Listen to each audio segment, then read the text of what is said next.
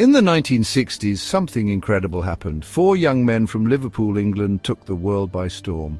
John, Paul, George and Ringo the Beatles. Their music was catchy, their hair was long, and their fans were completely devoted. Beatlemania swept the globe. Teenagers screamed, fainted and cried at their concerts. The Beatles were more than a band, they were a phenomenon. But as the decade wore on, the Fab Four began to change. Their music became more experimental, their lyrics more introspective. The playful mop-tops grew their hair and beards, their faces reflecting a new maturity.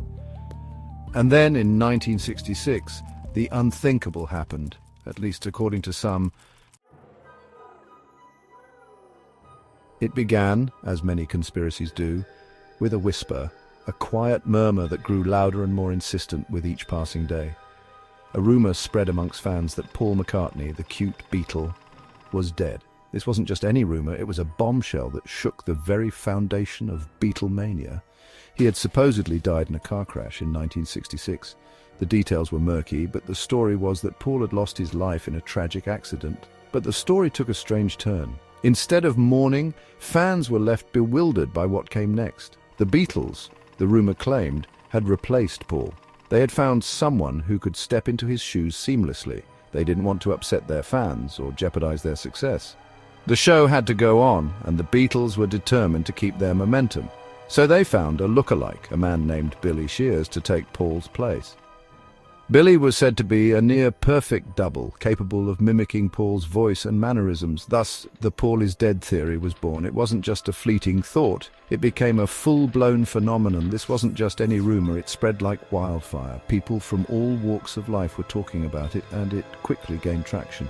Fueled by college students and late-night radio DJs, the theory found fertile ground. These were the perfect conditions for a conspiracy to thrive. Fans began meticulously scrutinizing Beatles' albums, looking for clues. They believed the band had left hidden messages for those clever enough to find them. They claimed to find hidden messages in the music and cryptic symbolism on the album covers. Every lyric, every image was dissected for meaning, fueling the mystery even further. Evidence for the theory came in many forms, each more intriguing than the last. Some pointed to lyrics from the song "Strawberry Fields Forever." When played backwards, they claimed, the phrase "I buried Paul" could be distinctly heard. This eerie message sent shivers down the spines of many fans and added a layer of mystery to the already enigmatic band. Others focused on the album covers. The Sgt. Pepper's Lonely Hearts Club Band cover became a treasure trove of supposed clues. A hand above Paul's head seemed to signal "Paul is dead" in sign language, a gesture that was interpreted as a hidden message from the band to their fans. The clues, it seemed, were everywhere. Fans meticulously analyzed every detail, from the lyrics to the album art, convinced that the band had left a trail of breadcrumbs leading to the truth. The White Album, released in 1968, provided more fuel for the fire. Its stark, minimalist cover and the experimental nature of its tracks were seen as further evidence of the band's cryptic messaging. Revolution 9, a sound collage, sounded like a car crash when played backwards, fans claimed. This auditory illusion was interpreted as a reference to the supposed accident that took Paul's life. The lyrics, when analyzed through this lens, seemed to describe the crash that supposedly took Paul's life. Lines that once seemed innocuous were now seen as veiled references to the tragedy. The evidence, while circumstantial, was mounting. Each new discovery added to the growing belief that the band was communicating with their fans in a secret coded language. For believers, the clues were too numerous, too specific to be mere coincidence.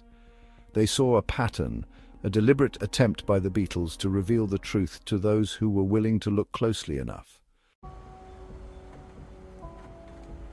No piece of evidence is as iconic as the cover of Abbey Road.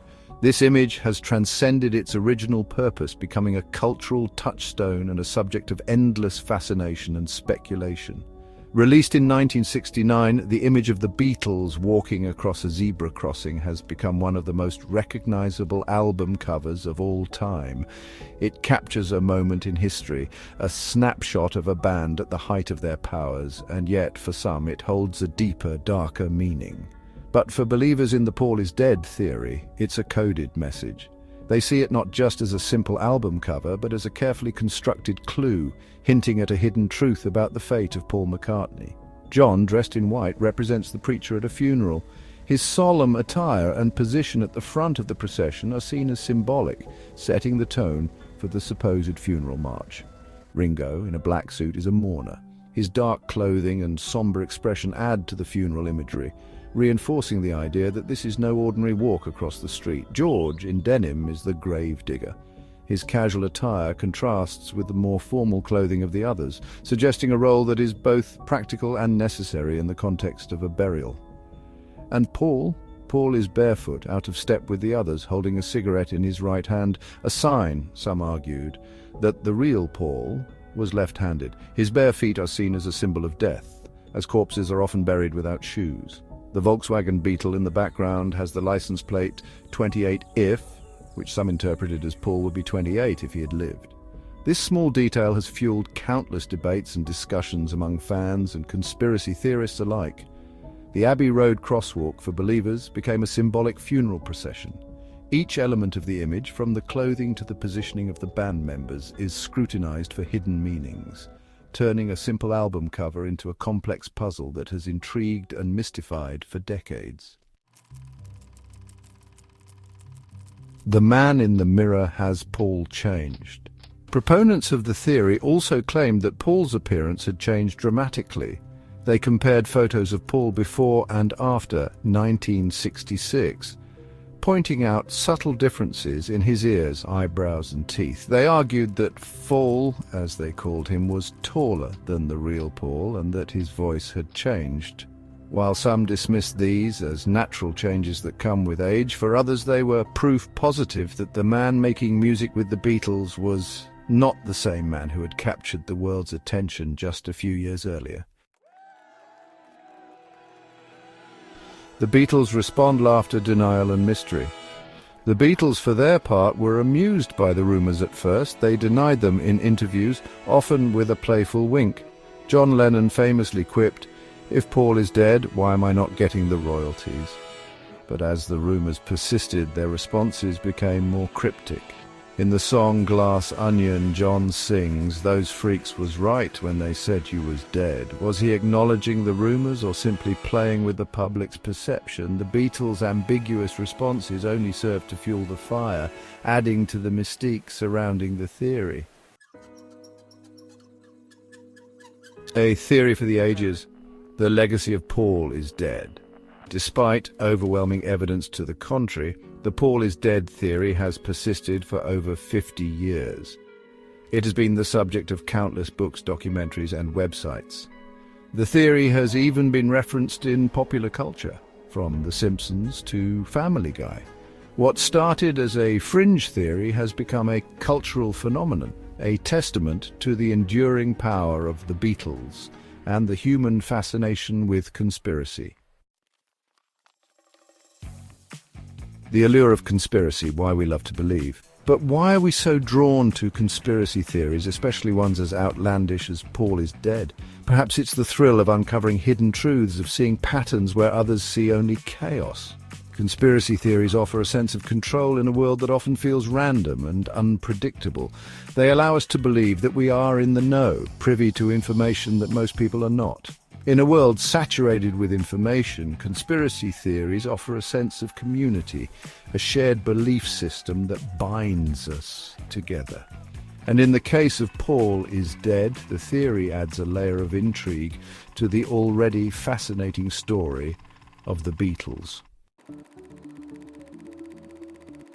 The truth is out there, you decide.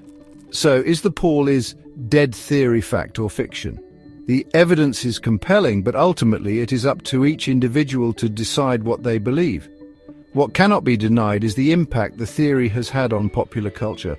It has sparked countless conversations, inspired countless creative works, and ensured that the legend of the Beatles will forever be shrouded in mystery.